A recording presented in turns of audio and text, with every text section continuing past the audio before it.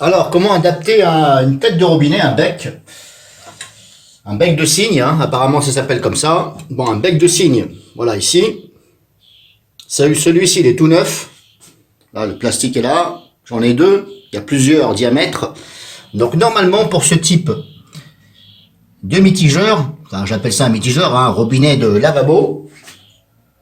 Normalement, c'est pas celui-ci. C'est celui que je vous ai fait montrer, que je vais vous faire montrer plutôt en image. Voilà. Donc, veuillez regarder l'image sur la vidéo même.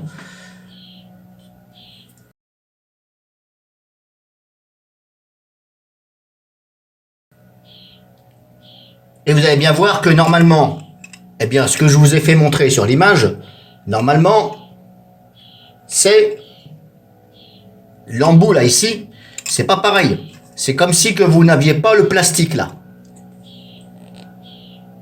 C'est comme si que vous n'aviez pas le plastique qui est ici. Et celui que je vous ai fait montrer en image, normalement il s'emboîte dedans, dans le trou. Il s'emboîte et vous avez le joint ici noir qui est autour, qui entoure ici cette partie-là. Mais c'est comme si qu'il n'y avait pas ici le plastique. Et ça, c'est un autre modèle. Alors je ne sais pas si c'est le nouveau modèle. Je pense que oui, parce qu'il est très difficile maintenant d'avoir celui que je vous ai montré en image. C'est un peu vieux. Après, on peut l'avoir, mais voilà, c'est pas évident. Tout ce qui se vend en magasin et tout ce qui est généralement en stock, c'est ce type-là.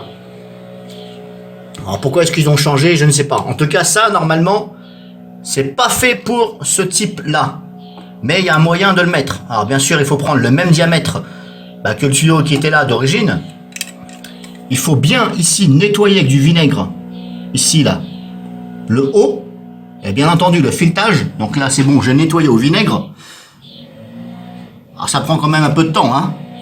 Faut pulvériser du vinaigre. Faut attendre une demi-heure. Faut en remettre encore.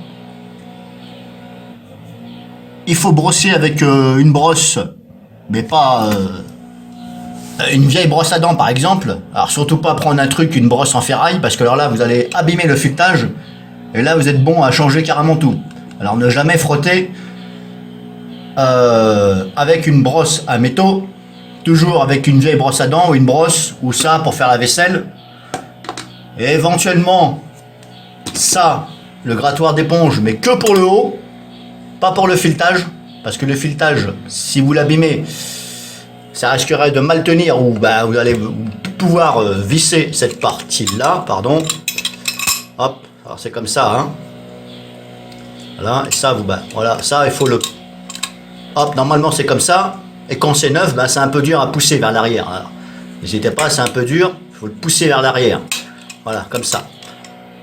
Mais comme je vous dis, normalement celui-ci c'est pas pour aller là-dessus. Il y a un moyen. Tout simplement, quand on se met comme ça, on voit bien que c'est le même diamètre. Et on peut visser ici. Voilà, on peut visser sans problème. Mais il faut mettre un joint ici. Et là, comme c'est plat, et quand on regarde comme ça, si l'autofocus veut bien se mettre, encore une fois, c'est pas toujours évident. Voilà, c'est bien plat là, vous voyez, c'est plat. Il faut bien mettre le joint qui va avec, qui est donné ici. Donc vous mettez bien le joint ici à plat. Avant de mettre le joint, je vous conseille de mettre du téflon sur le filetage ici pour faire une double étanchéité. Alors n'hésitez pas à mettre 3-4 tours de téflon autour là, dans le sens, dans le bon sens, que ça puisse pas se défaire quand vous allez serrer. Vous mettez ça dans le sens des aiguilles d'une montre, puisque quand vous serrez, c'est dans le sens des aiguilles d'une montre. Donc vous mettez le téflon comme ça, autour. Pas autour de la tige là, que autour du filetage là. Bon, c'est un peu chiant là derrière, parce que la tige là, elle fait chier un peu. Donc vous la soulevez, voilà, et vous lissez bien. Une fois que vous avez mis le téflon, vous mettez ça. Il faut bien que ce soit propre ici, et lisse. Voilà, au maximum. Voilà, chose que je vous recommande.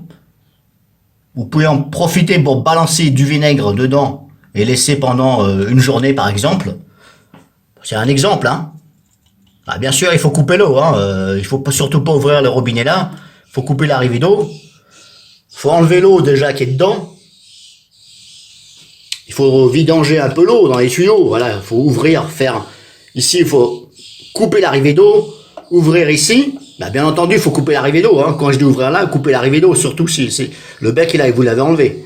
Parce que sinon, ça va gicler. Vous ouvrez ici, vous coupez l'arrivée d'eau, et vous ouvrez ici quelque part d'autre, soit dans la cuisine, voilà, il faut que ce soit ouvert aussi dans un autre endroit, que l'eau puisse bien s'évacuer. Éventuellement, vous soufflez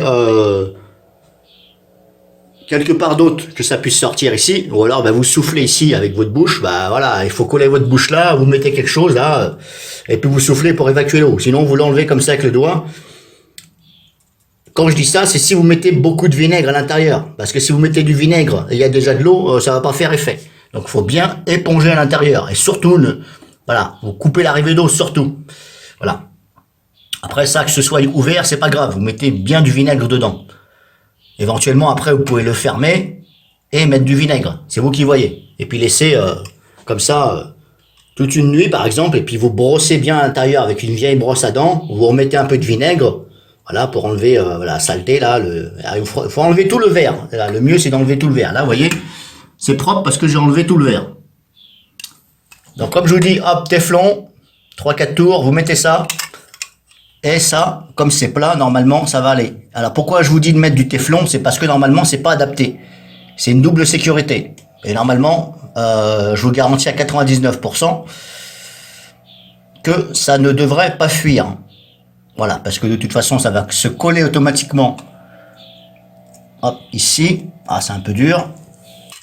Bon, de toute façon, ça va se coller ici sur la partie en ferraille. Et un peu sur le plastique aussi, puisque c'est droit. Donc, ça devra faire étanchéité. Le problème qui va se passer, oui, je vous ai pas tout dit, c'est qu'il y a un problème. Vu que c'est pas fait pour, le problème, c'est que vous n'allez pas pouvoir tourner ici à votre guise. Il faudra surtout pas, et j'insiste bien là-dessus, si vous faites comme je vous dis là, vous mettez pas le bon ici, parce qu'on trouve plus le modèle. Sinon, il faut changer carrément tout le robinet. Si vous voulez faire cette astuce que je vous dis, vous mettez ça ici droit, comme ça, voilà, droit. Si vous avez envie de le mettre par là, vous mettez par là, par là. Le mieux, c'est de le mettre droit. Comme ça, vous êtes tranquille. Vous vissez, vous regardez si ça ne fuit pas, et surtout, vous ne tournez jamais ça. Parce que si vous tournez, vous allez, ici, dégrader le joint. Et là, c'est sûr que ça va fuir, et c'est sûr à 100% que ça va fuir. Parce que c'est pas étudié pour. Parce que normalement, l'autre, il rentre dedans. Vous voyez ce que je veux dire? C'est pas la même chose, mais ça va. Ça y va, je vous garantis que ça va. Alors, je vais le faire, et je reprends la vidéo quand j'ai terminé. Et vous allez voir que ça va bien aller, mais ne bougez surtout pas ça. Ici. Il faudra le laisser comme ça. Faire comme si que vous ne pouvez pas le bouger. Et il faudra bien dire, si vous avez des enfants, de surtout pas tourner ça. Surtout pas. Parce que là, vous allez abîmer le joint, comme je vous dis. Et là, voilà. Parce que le problème, c'est que, hop, quand vous allez tourner, c'est le joint, il va tout prendre dans la tronche. Ici. Hop. Parce que c'est pas étudié pour. Alors, je finis de monter et je reprends. Donc voilà, le montage est fini, comme je vous l'ai dit. Normalement, c'est pas ce bec ici de cygne qui va dessus, mais on peut le mettre. Voilà. Niveau difficulté de 1 à 5, je dirais 1. Voilà, il n'y a pas de difficulté. Simplement, il faut bien que ce soit propre, comme je vous ai dit. Ici.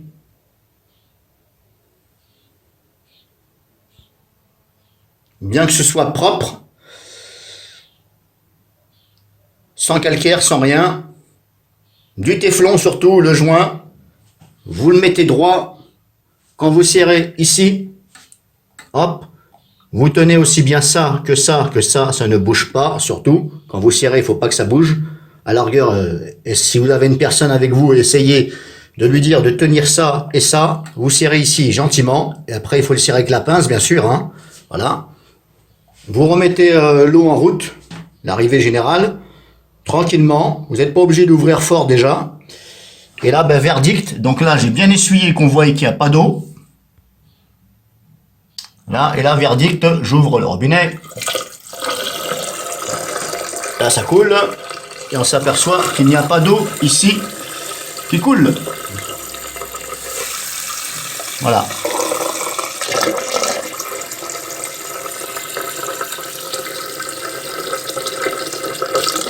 hop, il n'y a rien de mouillé. Vous voyez, hop, là, c'est sec. Il n'y a rien. Et surtout, comme je vous ai dit, ça, vous n'y touchez plus. Ne le bougez pas à droite et à gauche parce que le joint va s'abîmer et là, c'est sûr que c'est la fuite assurée. Donc voilà, si ça peut vous aider.